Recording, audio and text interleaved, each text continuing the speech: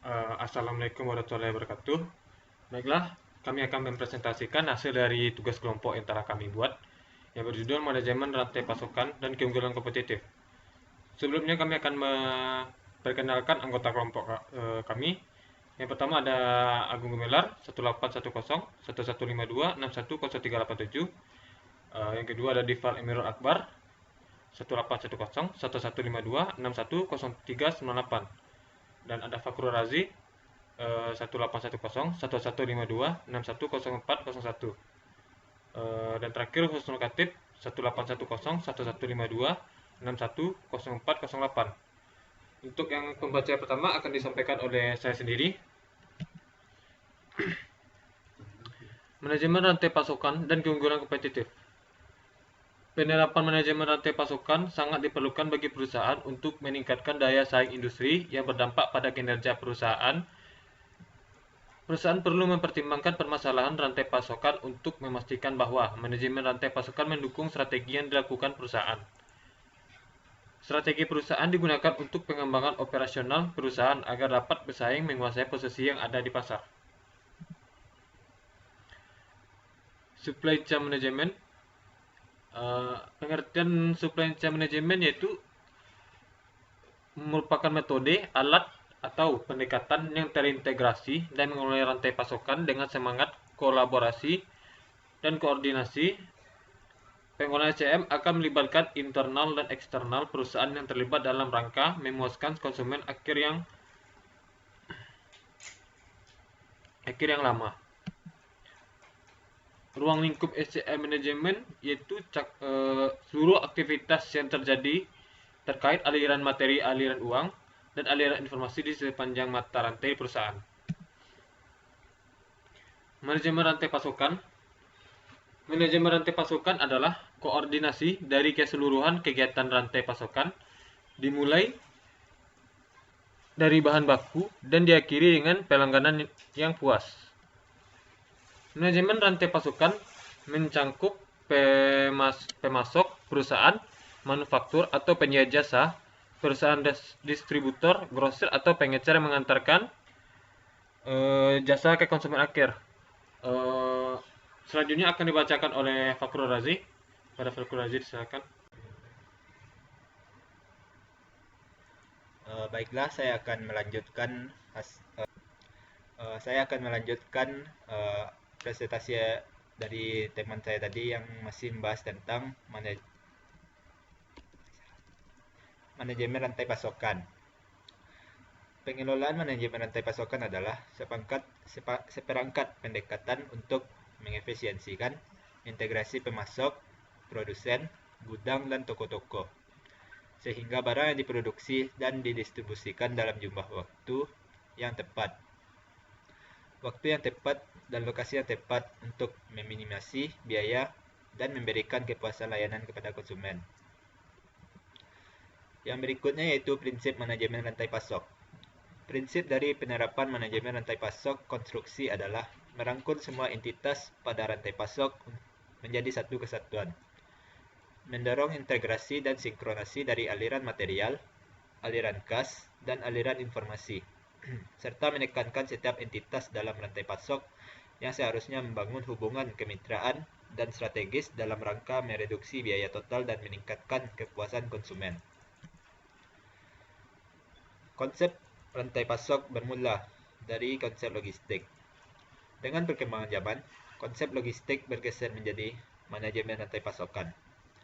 Fokus dari kegiatan logistik adalah mendistribusikan barang dan jasa pada tempat, jumlah, dan waktu yang tepat. Konsep manajemen rantai pasok bukan merupakan konsep yang baru. Dalam bidang manajemen operasi, konsep supply management atau SCM menekankan pada pola yang terintegrasi dalam proses aliran produksi, mulai dari bahan mentah sampai produk tiba di tangan konsumen. Konsep lain yang menarik perhatian sebagai pengembangan manajemen rantai pasok adalah manajemen rantai permintaan, demand chain management, bertujuan untuk mengelola dan mengkoordinasikan keseluruhan rantai permintaan. dimulai dari pelanggan akhir dan ke belakang sampai pemasok bahan baku. Ya, selanjutnya akan dibacakan oleh teman saya bernama Dipal. Kepada Dipal dipersilakan. Terima kasih, Razi. Selanjutnya yaitu desain metodologi penelitian manajemen rantai pasok. Ada 5 metodologi yang dapat digunakan pada penelitian manajemen rantai pasok, yaitu justifikasi substansi untuk membangun teori, metode survei, studi kasus, metode action research, dan metode modeling pada manajemen rantai pasok. Pertama, substantive justification for theory building. Justifikasi substansi bertujuan untuk membangun teori menurut tinjauan literatur terdahulu. Penelitian dilakukan dengan meneliti kembali literatur terdahulu, kemudian mengembangkan penelitian taksonomi pada kolaborasi rantai pasok. Masalah yang ditemukan pada penelitian ini adalah kurangnya perhatian yang diberikan untuk menyediakan keterkaitan antara berbagai bidang penelitian substansi rantai pasokan yang diterbitkan dalam literatur. Kedua, survey and supply chain management. Metode survei merupakan metode penelitian yang umum digunakan oleh semua jenis penelitian. Metode ini dapat digunakan pada penelitian manajemen rantai pasokan. Kelemahan metode survei pada penelitian SCM adalah informasi dasar mengenai metode survei yang digunakan kurang jelas. Jenis kuesioner yang digunakan, ukuran sampel tidak dicantumkan, dan database kuesioner yang valid untuk diproses relatif kecil jika pengambilan data tidak didampingi oleh tim peneliti. Ketiga, case study research in supply chain. Studi kasus adalah suatu bentuk penelitian tentang suatu masalah yang memiliki kekhususan dan dapat dilakukan dengan pendekatan kualitatif maupun kuantitatif, dengan sasaran perorangan, kelompok, bahkan masyarakat luas. Penekanan studi kasus adalah maksimalkan pemahaman tentang kasus yang dipelajari dan bukan untuk menggeneralisasi kasus pada kasus lain.